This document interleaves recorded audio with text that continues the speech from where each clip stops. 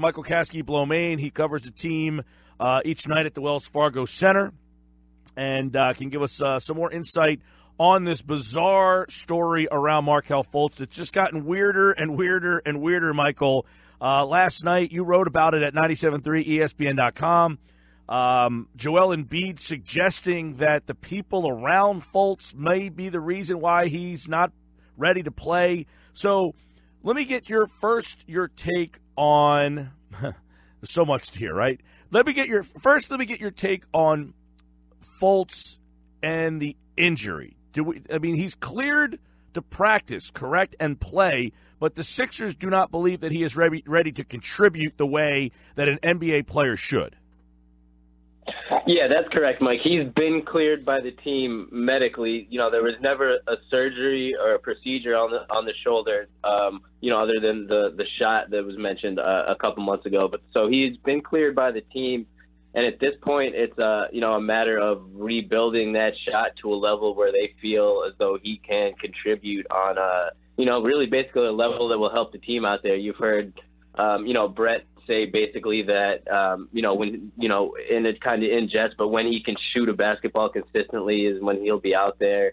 Last week, Brian Colangelo said at his press conference that, Markelle's range right now is basically within the paint. I know you guys talked about that on here. So, you have a player that medically in all terms should be good to go and be out on the floor, but the damage that was done to his shot, whether that was through the injury, whether it was through a change in form, obviously, which remains the main question. But, whatever happened during that time period is not, is what's holding him back right now and not an injury issue. So he should be good to go as far as the doctors are concerned. What is your take on this timeline of the people suggesting that his shooting coach is to blame for his shot being altered? Mike, the timeline of this whole thing is really what's so interesting and so, unique about it, that there's, it seems it's like kind of like a cyclical thing where, people ask the question, well, what was it?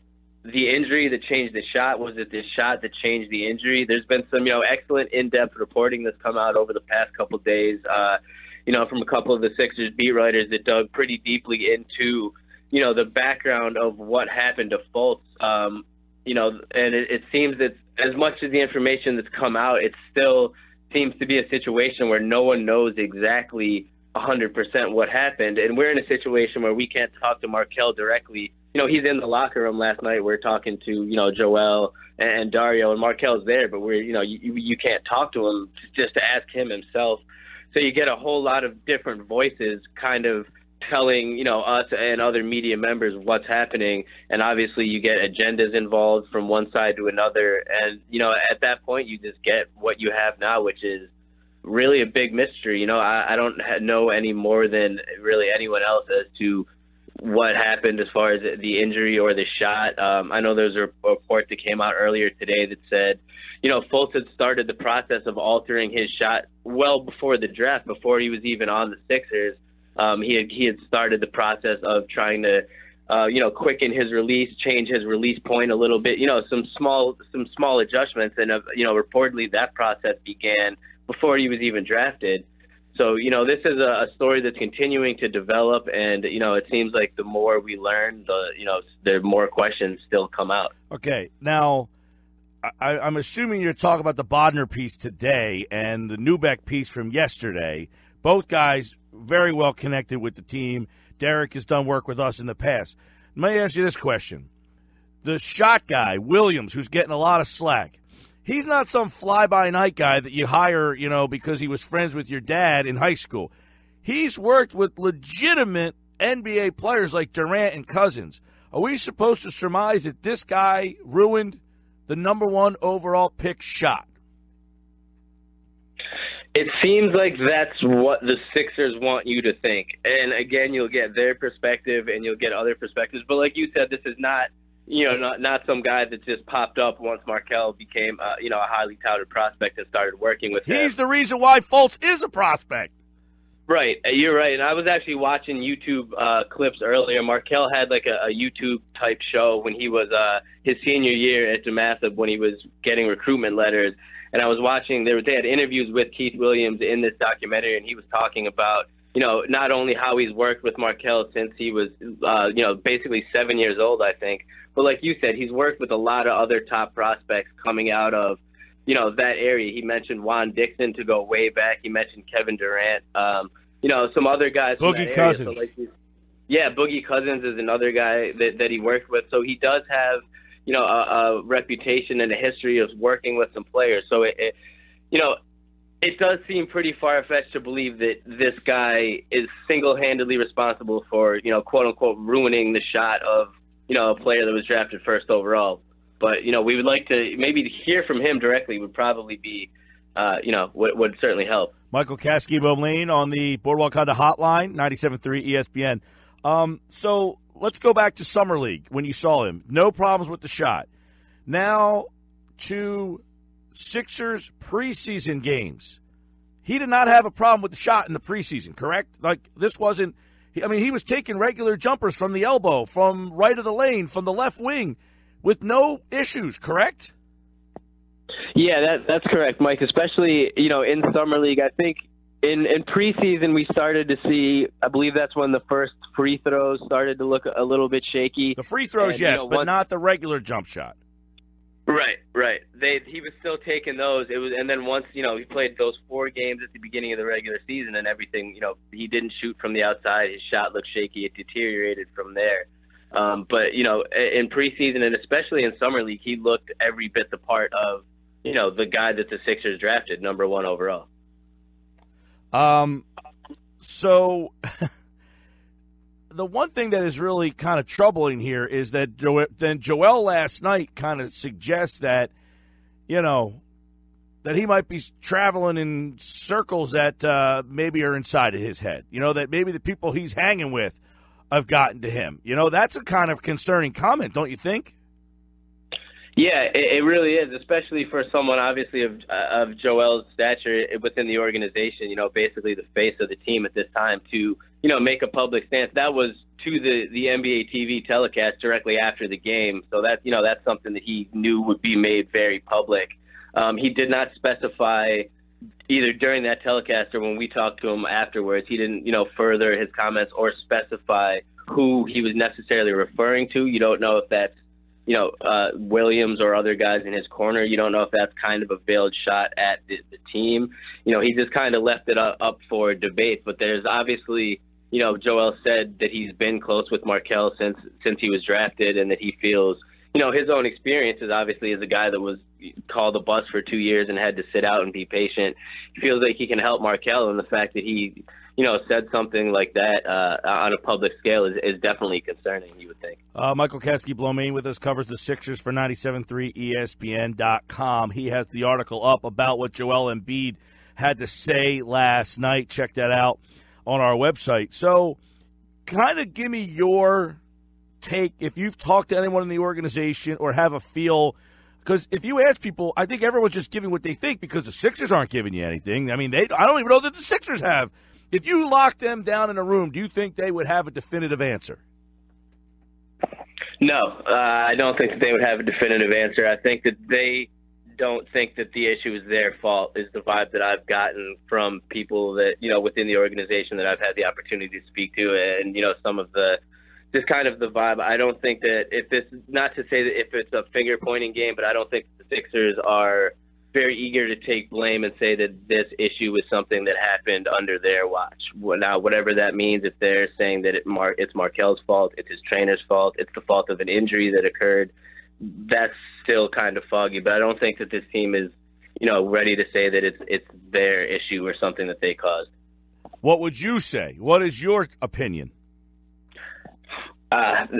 Something happened to Markelle during the period of time between when we watched him in Las Vegas at Summer League, and he dropped 23, 5-5 against the Jazz on July 5th, his first Summer League game. Something happened between then and when he came to training camp. I don't know if that was, as you mentioned, Derek Bodner's piece from today, if that was a cumulative process that began before the draft. Right. Well, just real quick on that. Bodner, who does a great job for The Athletic, he tweeted and wrote an article that says that Fultz was making alterations to his shooting mechanics months before training camp, a process which began prior to June's NBA draft. Now, that doesn't jive with what we watched in the Summer League games, though, correct?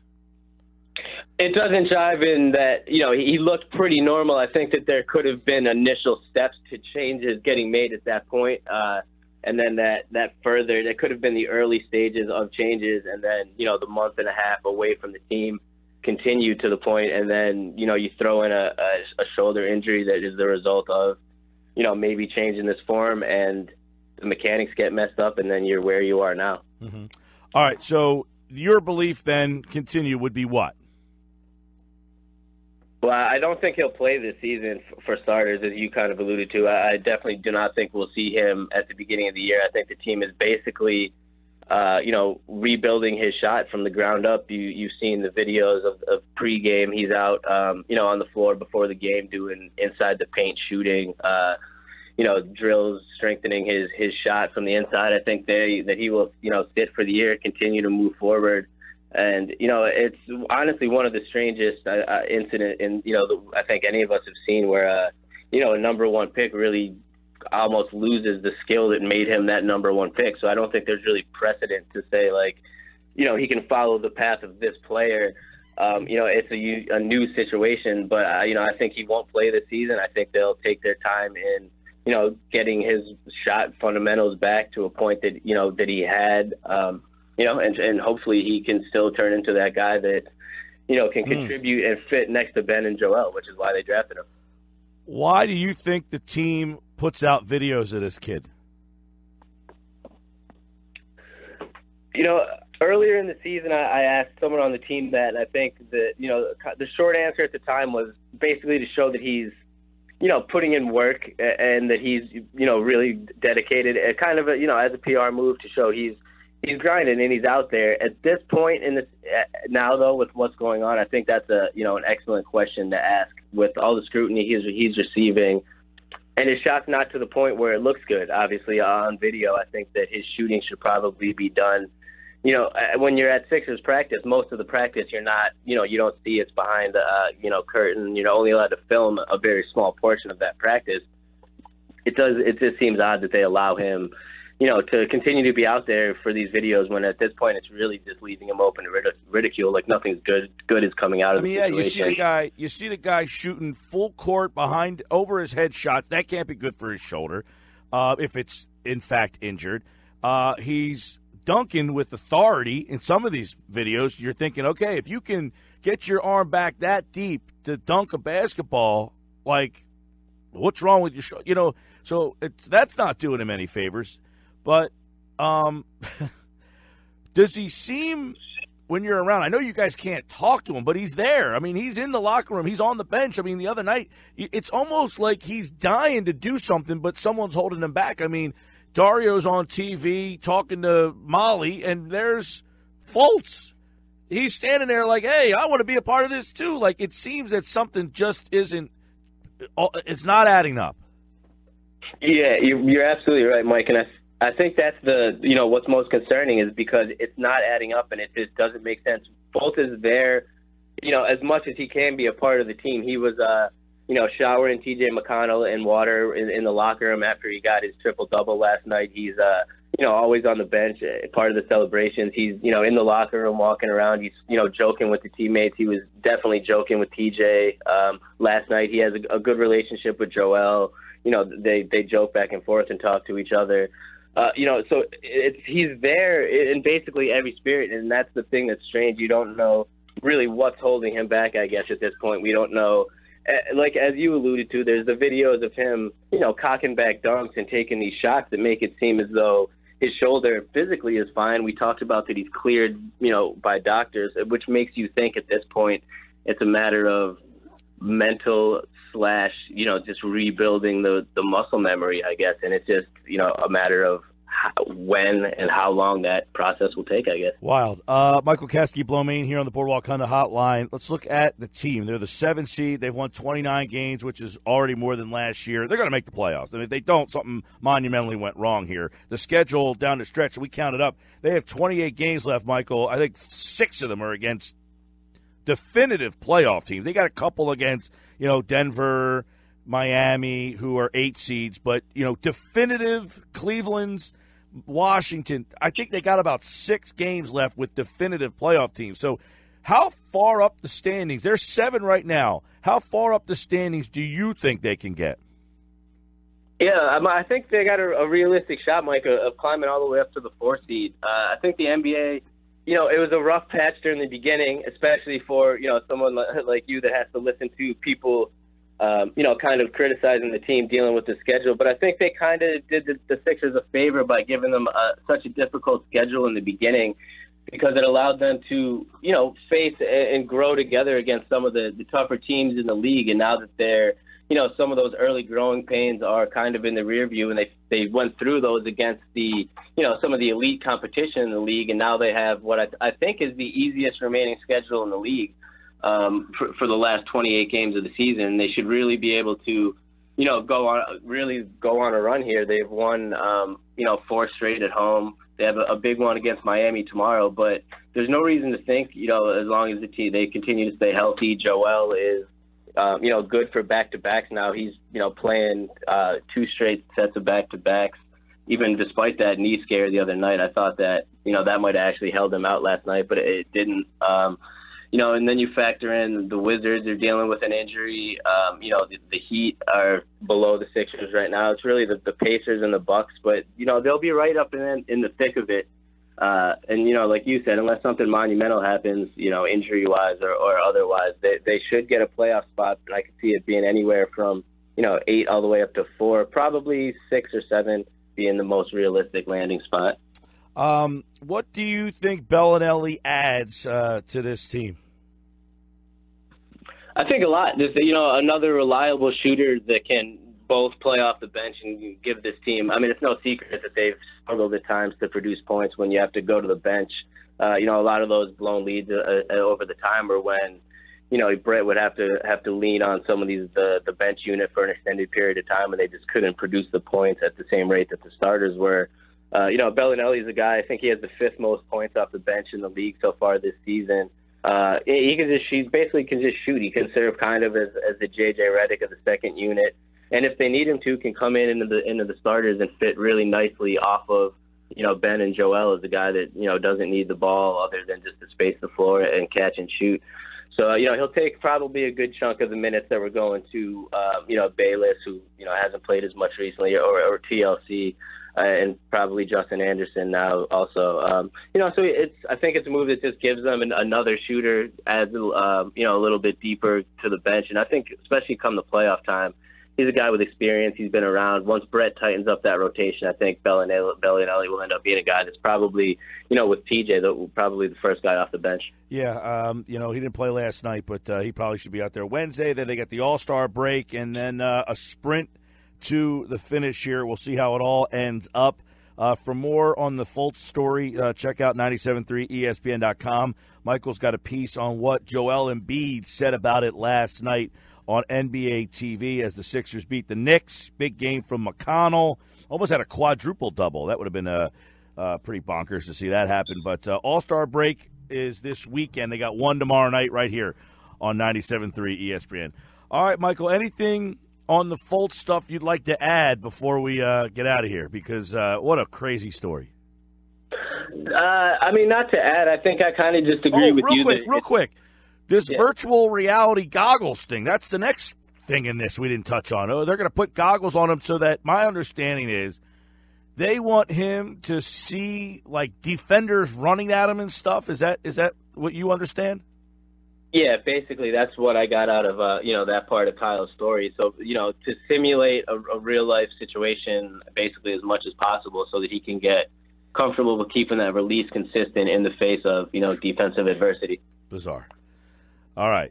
Michael Kaskey-Blomain, at The Real Mike KB on Twitter. Sixers Heat tomorrow night. Thanks, pal. Thanks, Mike.